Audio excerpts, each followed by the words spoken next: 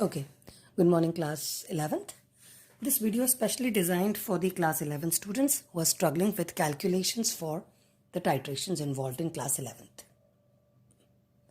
Now, the titrations of class 11 are either called acid-base titrations.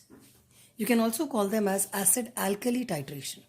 The reason being, the bases that we use are alkali because they are water-soluble bases. Since the titration basis is on the basis of the amount of alkali used, so the calculations are related to the amount of base used. So we also call them as the alkali-metric titrations. The reaction involved in these titrations is called as the neutralization reaction. As studied in the classes, in the lower classes, a neutralization reaction involves an acid and a base to give you salt plus water.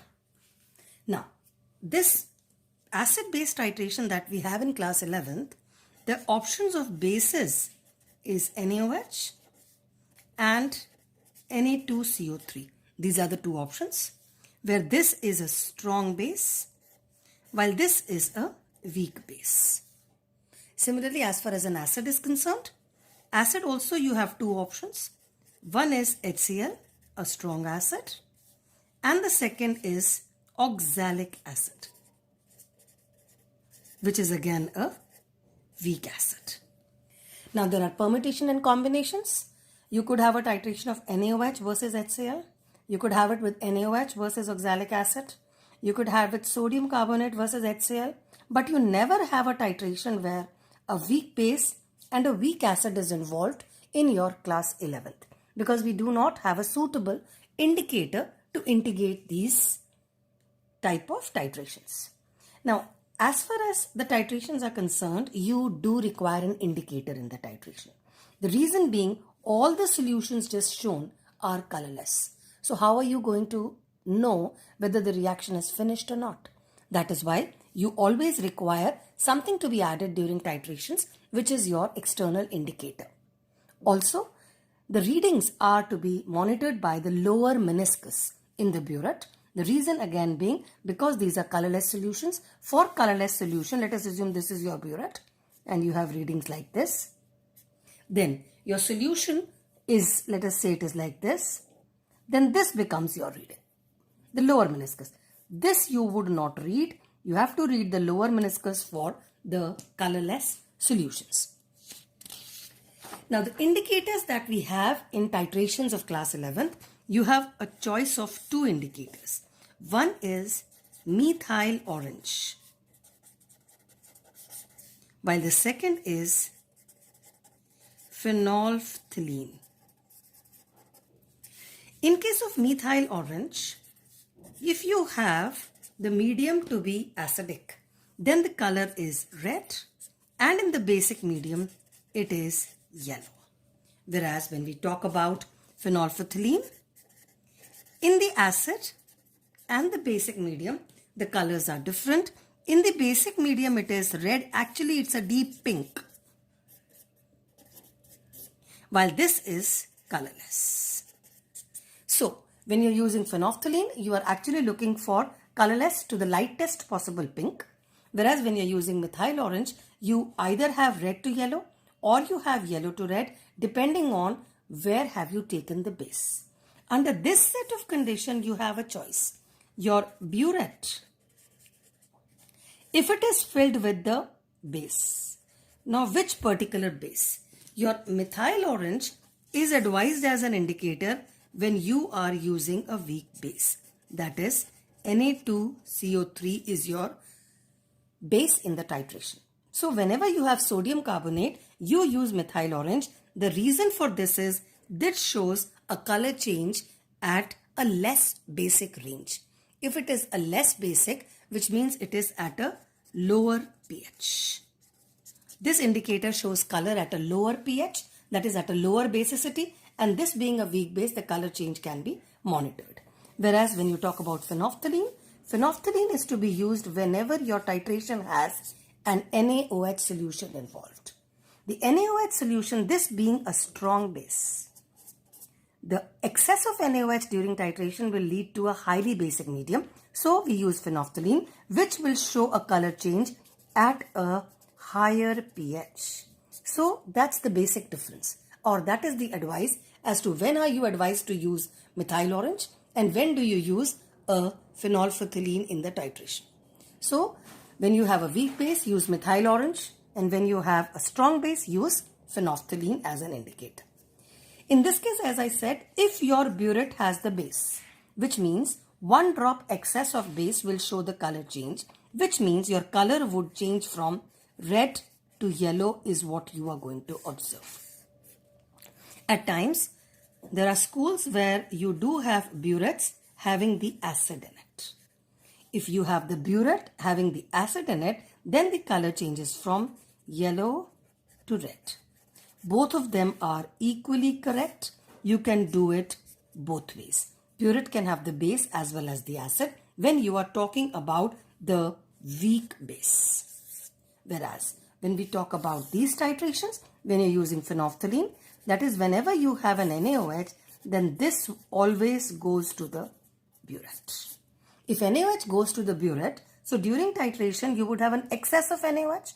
A drop excess of NaOH will make it basic, and in the basic medium it shows a red color or a deep pink color. So in case of titrations using NaOH, you would have NaOH in the burette and the color would be colorless, will change to lightest permanent pink.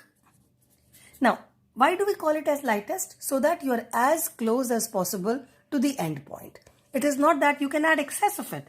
Excess of NaOH added will definitely give you a darker pink, but you are moving far away from the end. That is, you are moving far away from the neutralization point. During titrations, as we had just said, that the titration involves acid, base, giving you salt and water. Now, if the acid and base are added exactly as required, then you would end up in a salt and water, and the medium must be neutral. And for neutral, you won't have a color change. That is why when we do the titration of an acid base, one of the two is in excess, whichever is in the burette. And that excess of acid and base shows the color change. And this color change is to be monitored as close as possible to the neutralization point. The neutralization point in the titration is also called as the equivalence point. वो point जहाँ पर acid और base एक दूसरे को बस neutral कर लेते हैं. उस point पे there is no color change observed. आपको ये वाला point कभी identify ही नहीं होगा. What you are identifying is color change. And the color change happens when one of the two is in excess, which is normally when you have an end point. End point जहाँ पे color change आता है वो equivalence point के बाद आता है. Equivalence point पर color change नहीं है क्योंकि equivalence point पे your medium is neutral. And when you are using the indicators show color in different mediums. So, if you are using methyl orange for Na2CO3 titrations and your burette has a base, the excess of base will show you the yellow color. And if your burette has the acid, then the excess of acid will give you the red color. Whereas, if you are using NaOH titrations, then in that case for NaOH titrations, the indicator by default is phenolphthalein. And when you use phenolphthalein, the idea is choice of the indicator is on the basis of the base. If it is a strong base, we use phenolphthalein because phenolphthalein shows a color change at a higher pH. NaOH being a strong base, उसका एक भी drop excess होगा तो pH ज़्यादा हो जाएगा. इसीलिए color change तभी आएगा. And phenolphthalein तभी color दिखाता है जब pH थोड़ा ज़्यादा हो, यानी medium थोड़ा ज़्यादा basic है.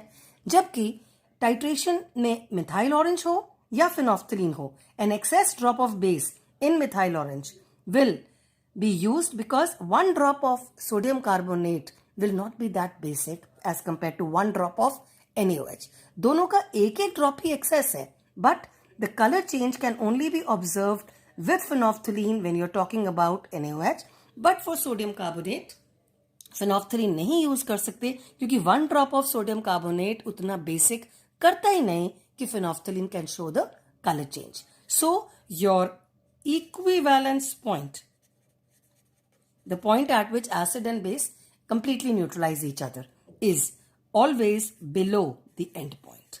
एंड पॉइंट हमेशा ज़्यादा वॉल्यूम पर होता है जहाँ पे मीडियम एसिडिक या बेसिक हो जाता है. So this idea you should know. End points पे your medium is neutral, whereas equivalence point पे your medium is neutral, whereas end point पे it could be acidic, it could be basic, depending on burette में क्या है.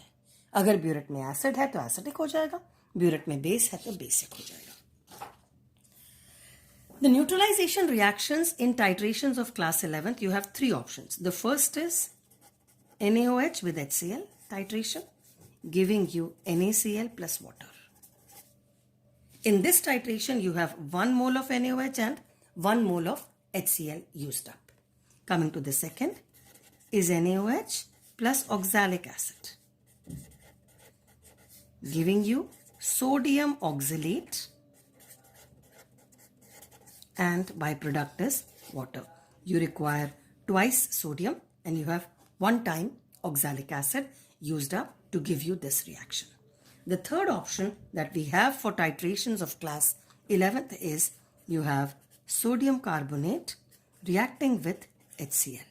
The products are NaCl plus water plus CO2, which forms and gets escaped out. You have it here as Na2CO3. So you require twice HCl to give you twice NaCl, and that is it. What I want you to understand is the ratio of the base is to acid is 1:1 molar ratio when we are talking about NaOH HCl titration. The same titration of NaOH oxalic acid is 2:1 molar. While when we talk about sodium carbonate HCl titration, it is 1:2 molar.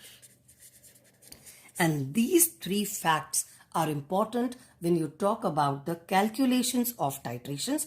For calculation, you require this particular ratio.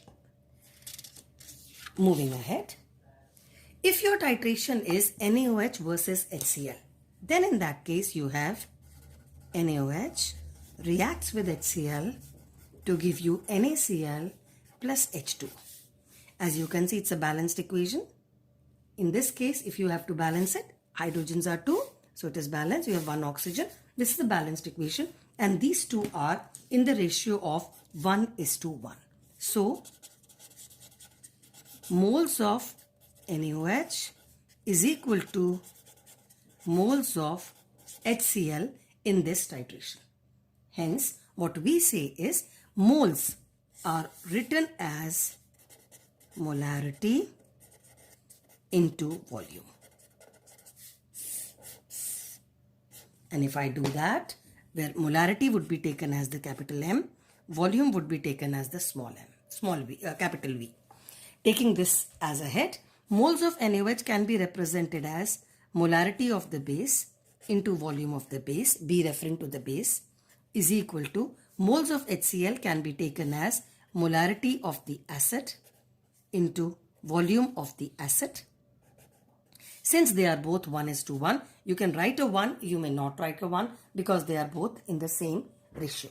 Hence, this is the formula that we use, where you may mention 1 if you want, identifying the number of moles of both of them, and that becomes your value, the formula that you use for the titration of HCl versus NaOH. Now, whatever is in the pipette gives you the volume of acid or the base, and one of the two, either Ma or Mb, will be provided in your aim. So you have to clearly see the aim. One of them would be provided, the other would be asked. Similarly, when you have NaOH versus oxalic acid titration, then the reaction involved is NaOH combines with oxalic acid to give you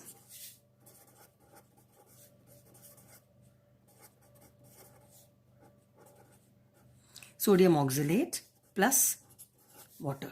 In this particular situation, you end up in sodium oxalate plus water, and where you would have twice water molecules. Now, in this case, the ratio of the base to acid is 2:1. Therefore, what we say is your moles of the base upon moles of the acid are in the ratio of 2:1. If that is true, what do you end up in the formula becomes your moles of the base multiplied by 1 is equal to 2 into moles of the acid. Rewriting it up, I end up in 1 into MB VB is equal to 2 into MA VA is the formula that you're going to use when the titration is for NaOH versus oxalic acid, where you'll have to check what volumes are given, what is that you're using for the pipette, and what molarity out of the two. MA and MB stand for molarity, and one out of the two would be provided to you, while VB and VA are volumes, out of which one would be 10, the other would be the concordant reading. In case of sodium carbonate versus HCl titration, the equation is Na2CO3 plus HCl giving you NaCl plus H2O plus CO2. You will have it twice, and that's the reaction. Now in this case, you can clearly see it is 1:2. So you have moles of sodium carbonate upon moles of HCl are in the ratio of 1:2. Moles can be written as molarity into volume. So this relation becomes 2 into moles of Na2CO3, I'm just cross multiplying it up, is equal to 1 into moles of HCl. Commonly using this, you end up in 2 into moles of Na2CO3 is the base, molarity of the base, volume of the base, where B refers to sodium carbonate, is equal to 1 into molarity of the acid, volume of the acid, where A refers to HCl. Again, where capital M refers to molarities, one of the two would be provided to you. V refers to volumes, out of which one would be 10 ml if your pipette is of 10 ml, and the one would be concordant reading. Concordant reading is the one in which whatever you have taken is in the burette.